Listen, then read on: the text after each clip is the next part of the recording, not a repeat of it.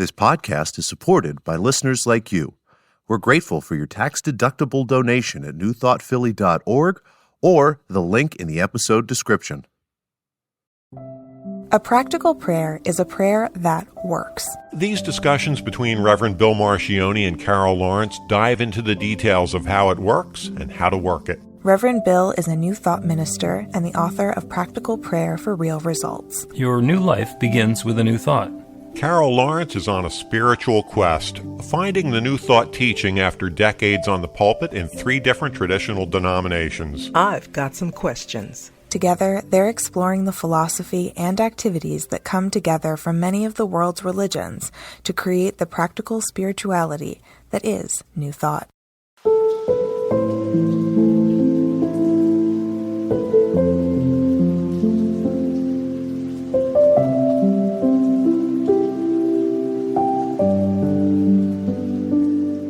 Welcome to the Practical Prayer Podcast. I'm Carol, here with Reverend Dr. Bill Marcioni.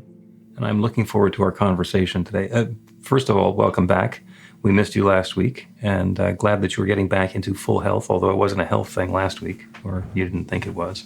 And I'm looking forward to this conversation because you invoked something that I said about Jesus and practical prayer. Yes.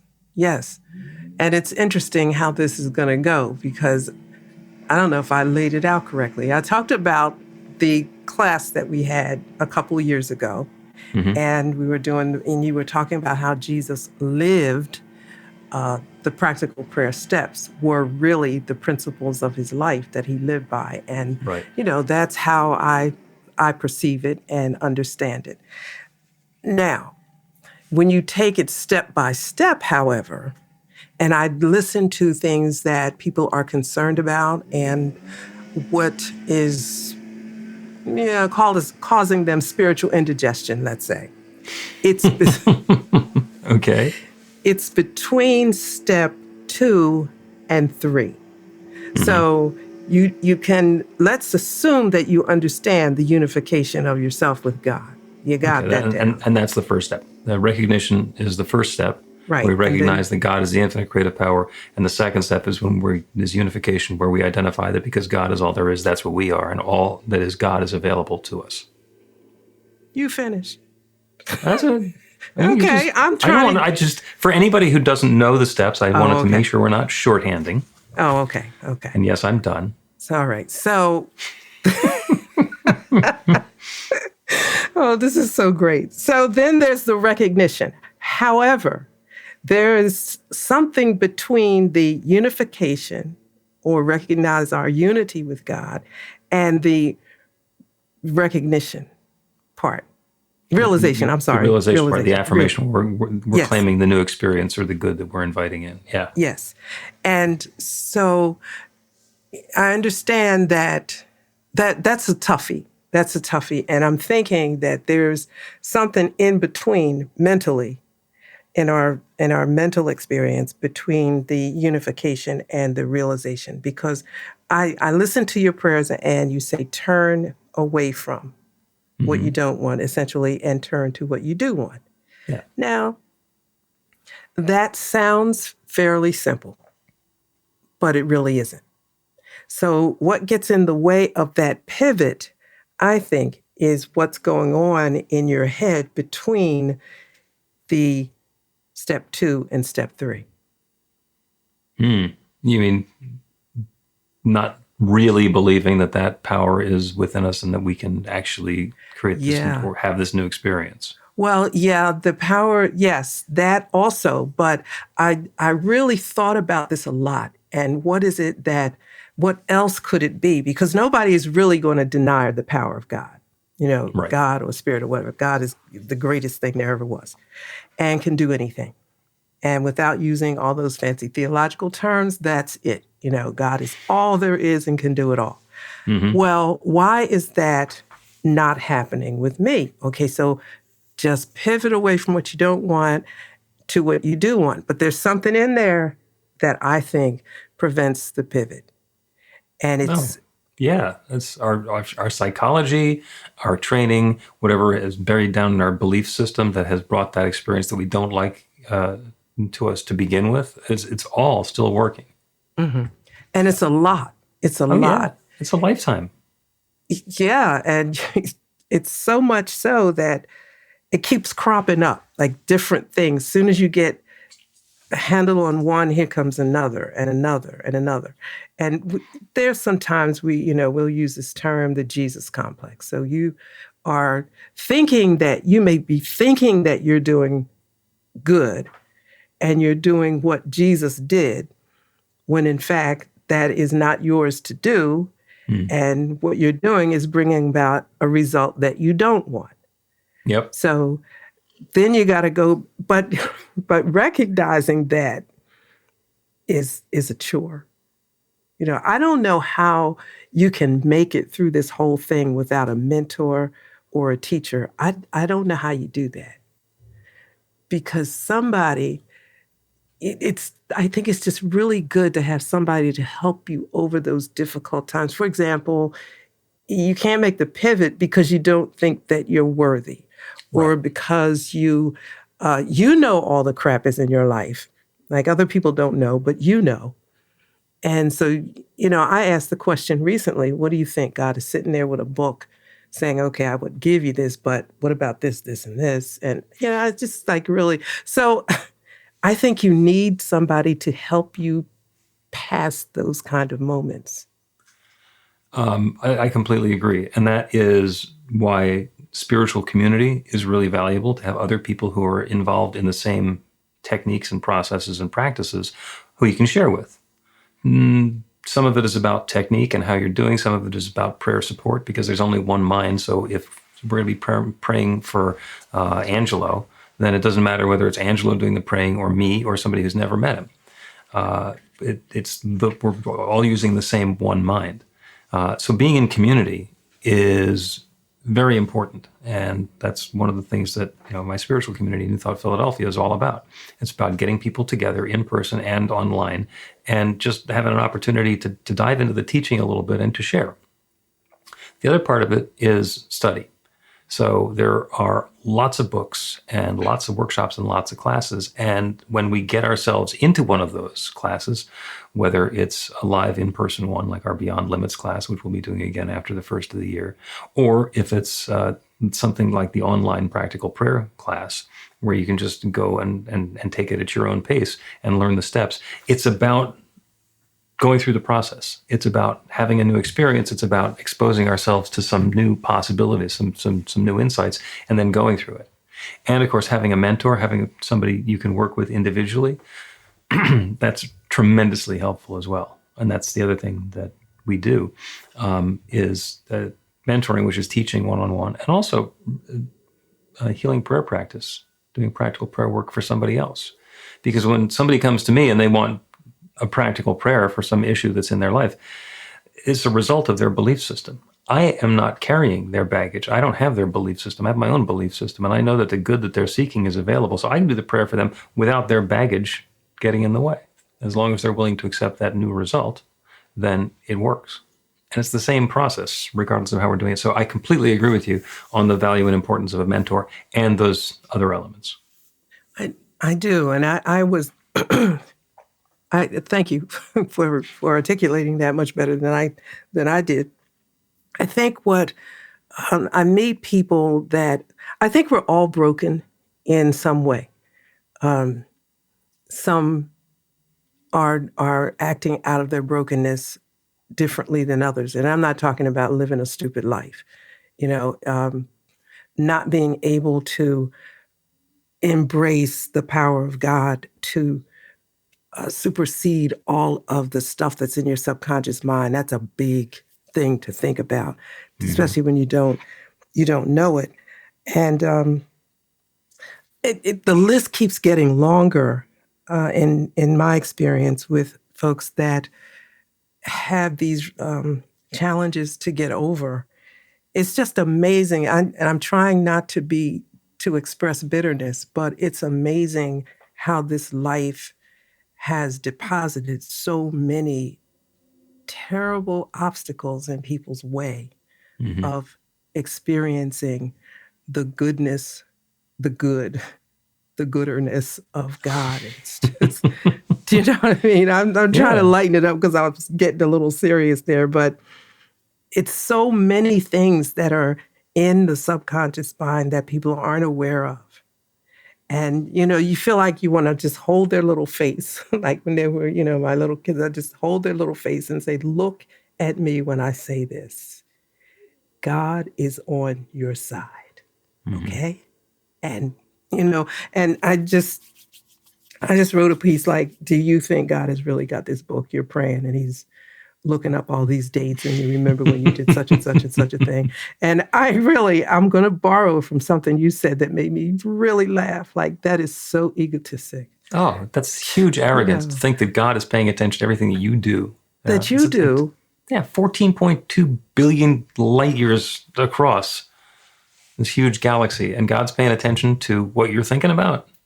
Now, and I went with that, okay? But then there's the teaching that this is God, and God is individual and very concerned about you on an individual level. And so you, in perspective of the vast universe, really seems like nothing, but then there's that teaching that you are something. And I'm thinking, okay, all of that's true, but what real difference does this make, right? You stole a candy bar when you were 22, when you doggone knew better. Mm-hmm. You did it. You ate it. Like, you can't undo that. Do you think that the God of the universe is looking that up and withholding your tuition or whatever it is that's so, you know what I mean? And it's putting it all in perspective. Yeah. But I think it happens there between step 2 and 3. Well, yeah. And the big thing that we're all praying for is to get over our belief that we're separate from God. Mm-hmm. And so I'll use your scenario. 22-year-old steals a candy bar, eats it, enjoys it. I'm going to presume that that's the purpose of doing that. So there was that larceny experience, and then there was the whatever the motivation was for that, and then there was the satisfying experience of eating the candy bar. And then what? Does that make the person a bad person? And when we get into that value judgment, whether that if the person who did it thinks that made him a bad person, then it did. Not because the act did it, but because their belief did it. So it's like, oh, I did this thing, I'm a bad person. And how could I possibly be one with God? And we use that as a way to convince ourselves of separation. And that makes it a little more difficult to do that unification, where we identify that I am a divine and perfect expression of this infinite creative power, and I'm using that creative power to create my life, and I can create something new and wonderful. Because a little voice comes along and says, no, you can't, because you're a bad person. Remember that candy bar? Okay.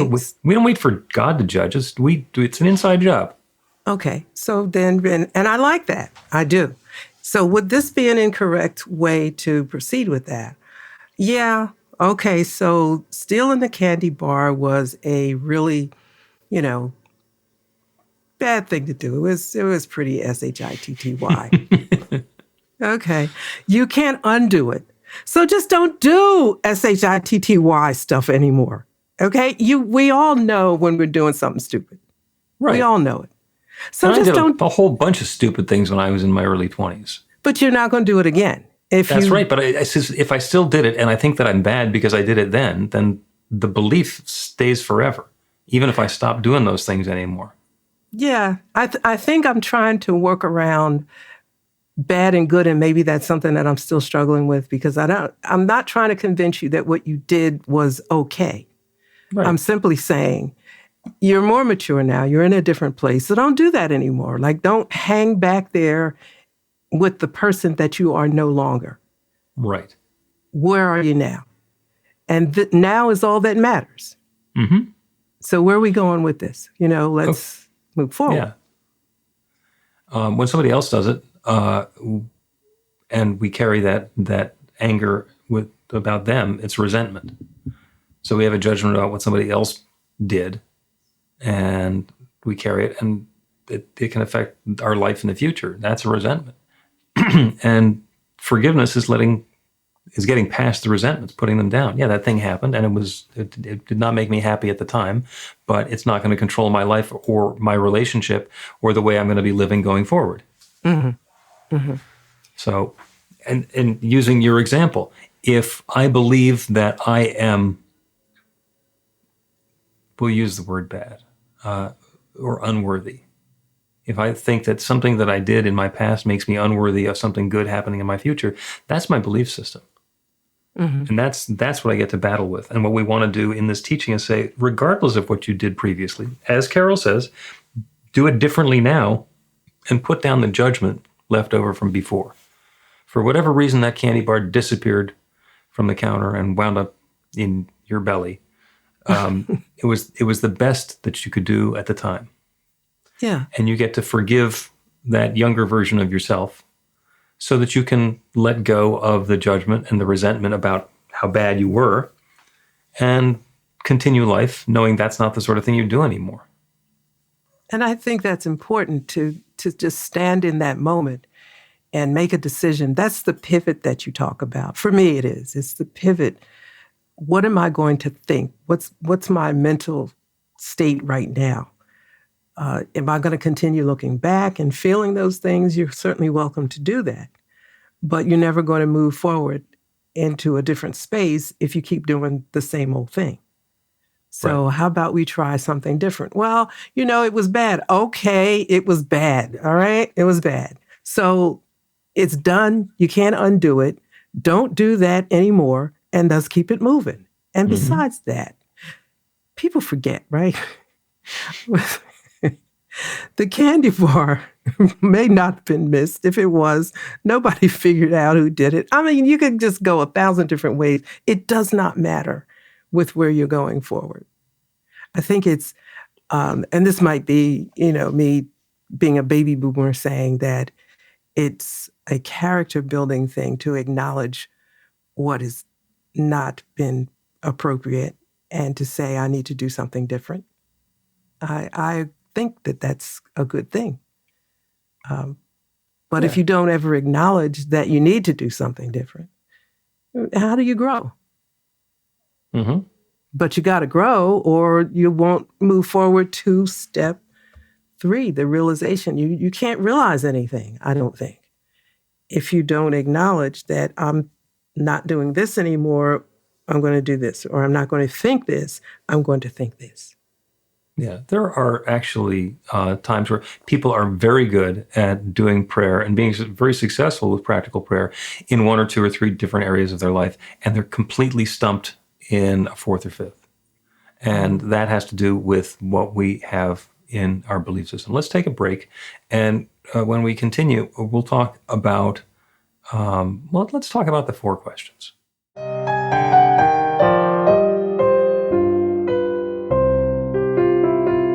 It's Reverend Bill letting you know that the Practical Prayer for Real Results class is now available on demand. That's right, you can take it at your own pace, anytime you want.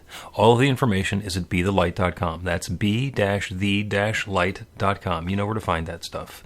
The class is 5 lessons, broken down into 18 modules, and you can take them at whatever pace is comfortable for you. As you work through the process, it starts out with the theory, goes into the practice, there are experiential activities and exercises, and at the end of the program, you will wind up with an understanding of how practical prayer works, and a practical prayer for yourself that will work to create transformation in your life. And as you know, it works for everything. Take a look at the class online at bethelight.com. There's a sample lesson so you can see how the class is going to work for you and then dive in. The great news is it's on sale now. You can register and save $20 off of the regular price. I'm looking forward to seeing you in class.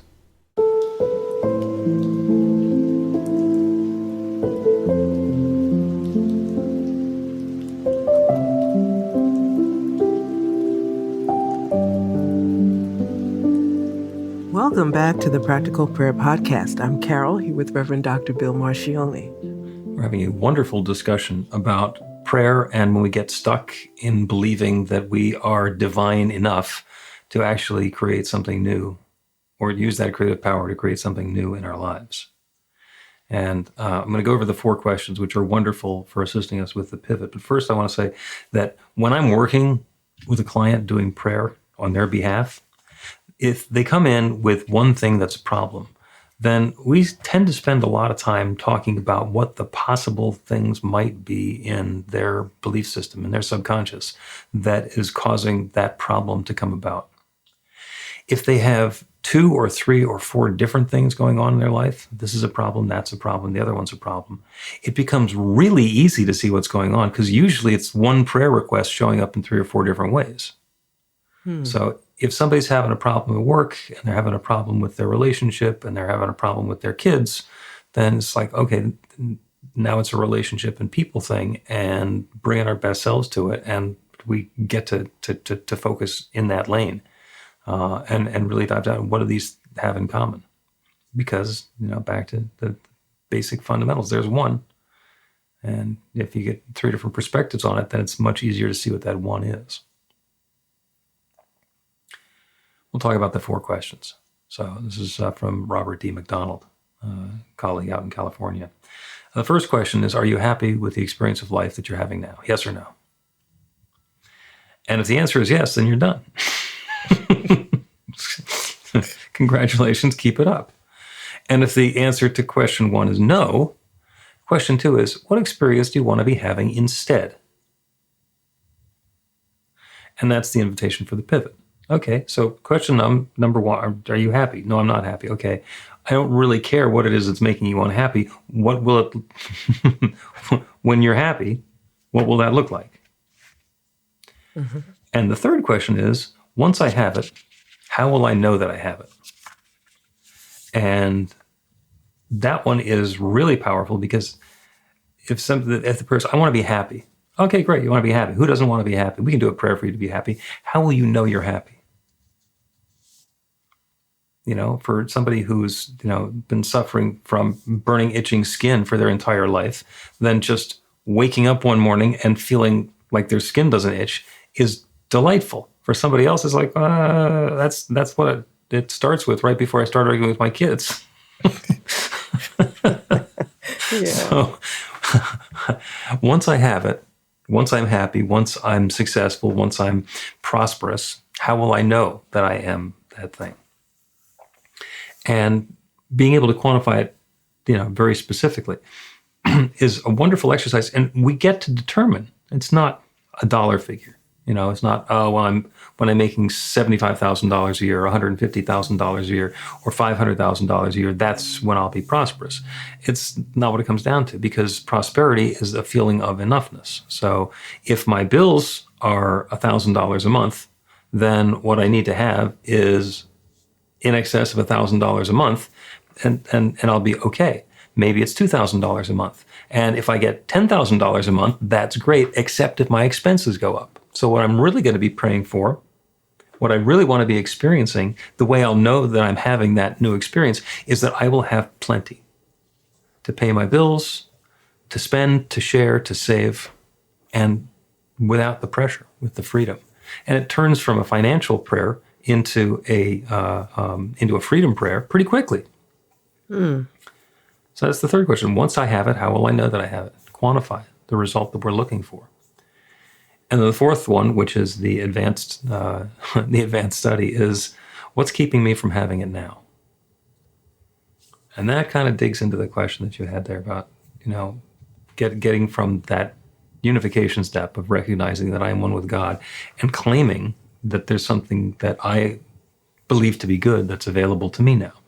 Mm-hmm. Mm-hmm.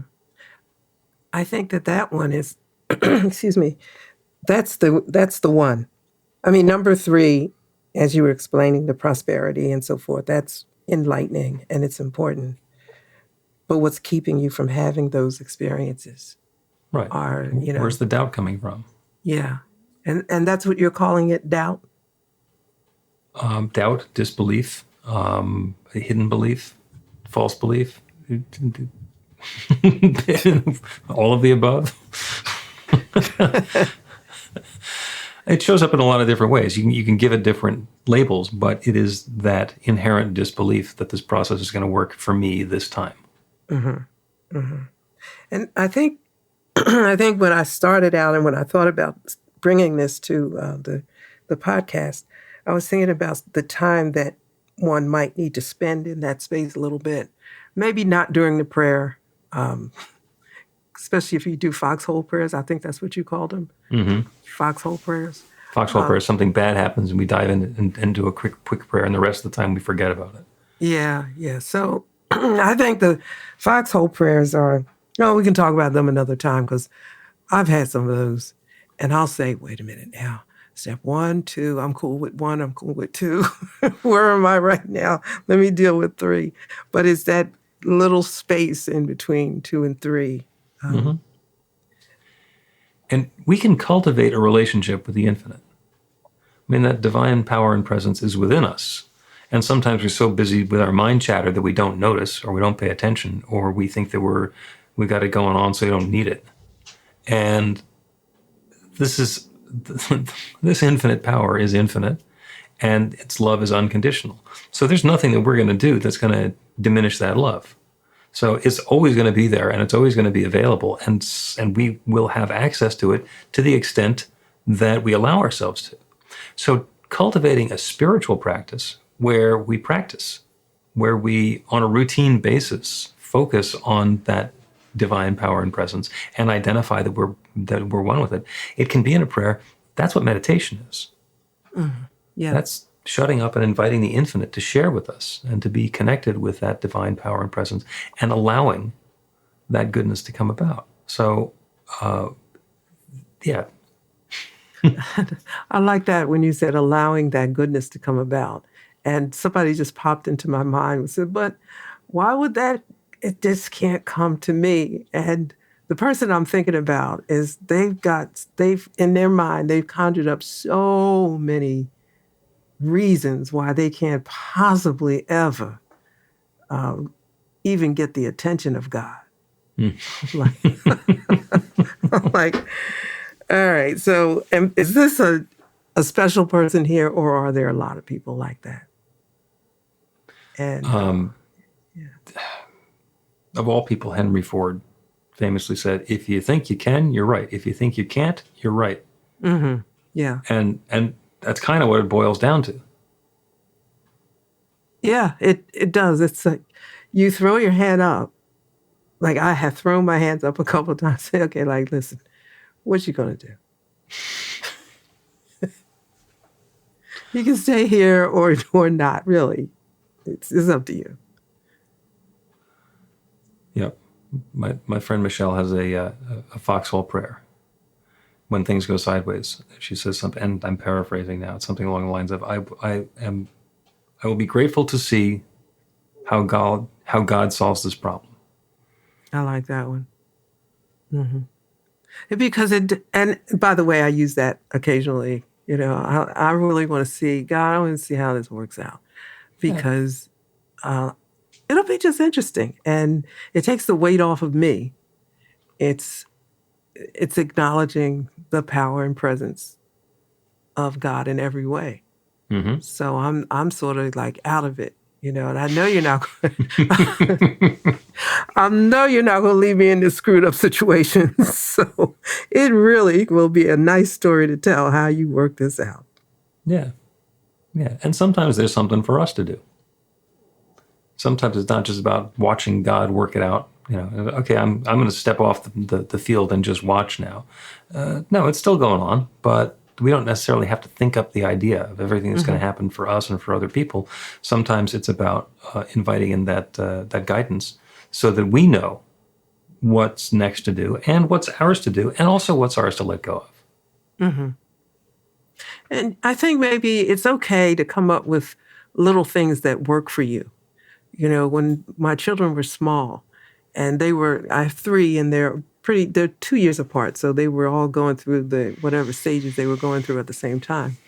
And I would say to them, you know, listen, God is on the mother's side, okay? God is on my side. And sometimes I'd walk away thinking, all right, God, you can speak up any time now. Let me know. I know I have some part in this, but right now I'm not seeing it. You're on my side. Now, that was more from my belief, I think. It worked with them, right? It stopped them for a moment.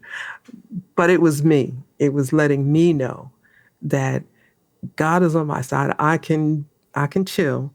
And when there's something I need to say or do, I'm going to know it. Yep. Yeah. And how many people do we know of who say, God is on my side and not on your side? Yeah, I don't know about that. Not on your side. Yeah. Well, I mean, if we're reminding ourselves that God is on my side because I'm the one who's in here, and understand that everybody else can make exactly the same claim, that's the same as the first two steps of the prayer. There's only one, and I'm part of it, and everyone's part of it. And the reason that I know that I'm part of it is because everyone's part of it. They kind of go hand in glove. That's cool. I think I would not have, and I'm pretty glad I didn't tell my kids that when they were young. Oh, and not you? Yeah. No, listen, God is on the mother's side, right? I am here appointed to handle this situation. So you just sit and chill while I go. Because, in this generation, and they think differently, but that's a whole nother story. Whole nother thing. Yeah. Let's take another break and then do that prayer on that exquisite guidance and the next perfect steps. Good. Yeah. Learn to put practical prayer to work in your life. The steps are simple to learn and let you begin to get real results to create the life of your dreams immediately. Reverend Bill Marcione's widely acclaimed book, Practical Prayer for Real Results, gives you a clear summary of the New Thought principles behind practical prayer and the series of easy-to-understand steps found in the most effective prayers from religions and spiritual practices all over the world and throughout history. Practical prayer is not a replacement for your religion or practice.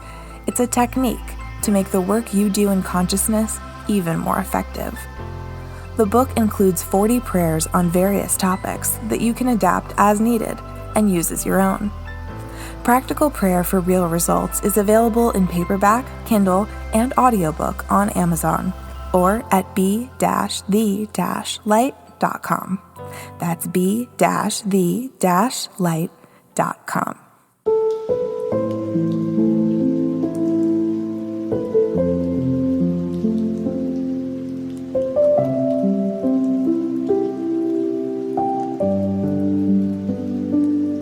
Welcome back to the Practical Prayer Podcast. I'm Carol, here with Reverend Dr. Bill Marcione.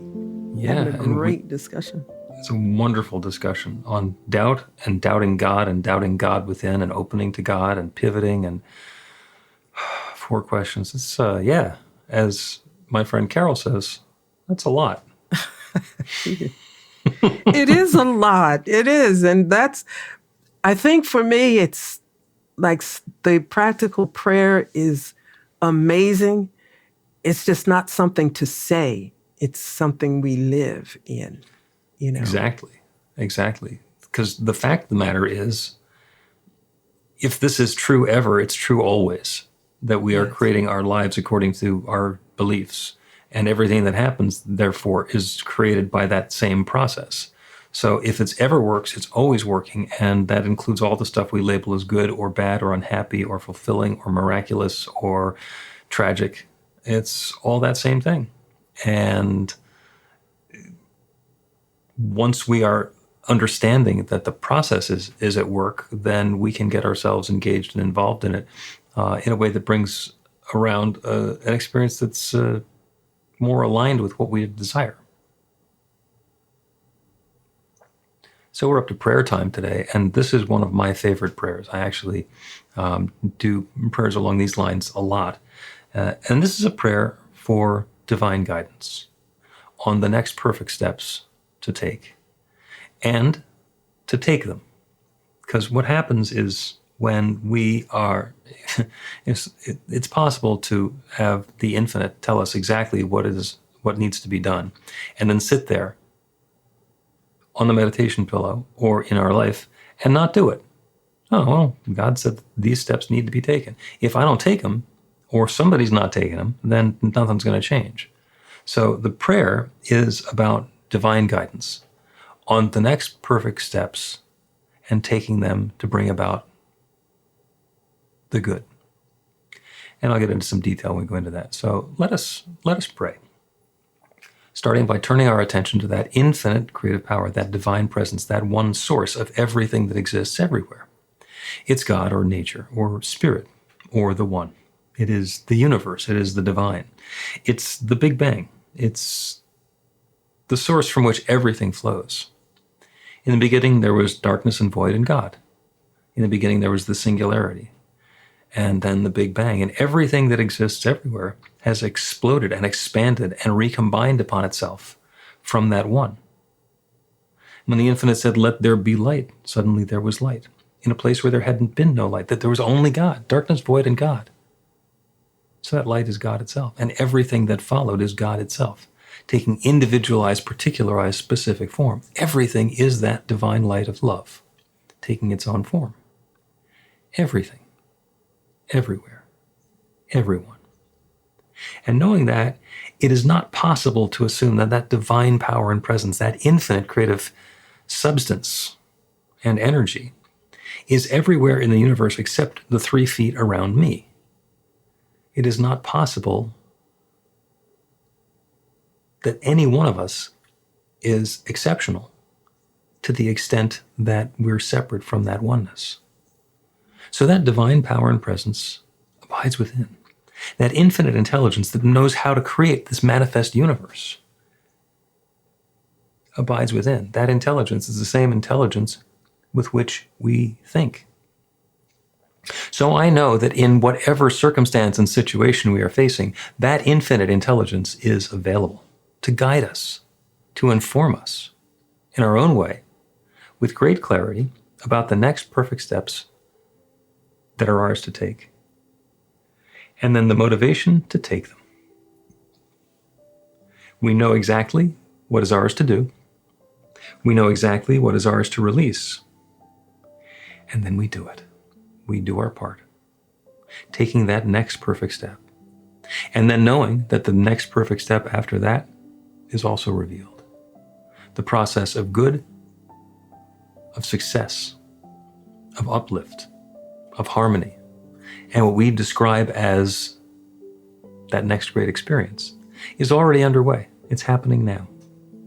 That good is unfolding uniquely for each of us, but the same process for everyone. That infinite intelligence guiding and directing each of us to our next perfect step. And we take them. And the cycle continues. Onward and upward, bringing more joy, more uplift, more happiness, more contentment, more love, more peace, more vitality, more creativity, more harmony into our experience.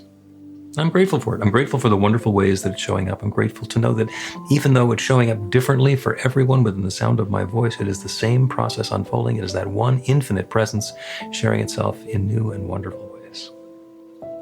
And so with gratitude for all of this good, I speak this word and release it into that creative law that creates everything. And I know it is now creating this. This good is already underway. This insight is already happening. This download is already in process. And so this deep feeling of thanks, I speak this word, I let it go, and I know that it is so. And so it is.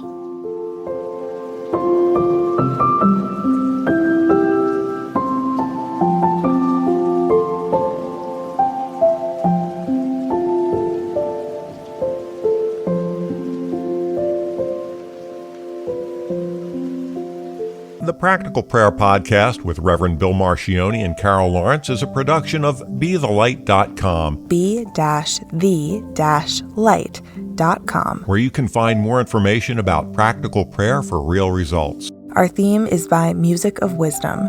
You can learn about the spiritual community of New Thought Philadelphia with daily guided meditations, Weekly celebrations of spirit, and Reverend Bill's classes in practical spirituality at newthoughtphilly.org.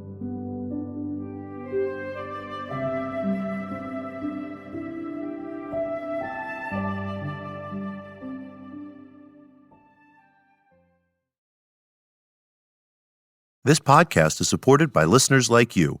We're grateful for your tax-deductible donation at newthoughtphilly.org or the link in the episode description.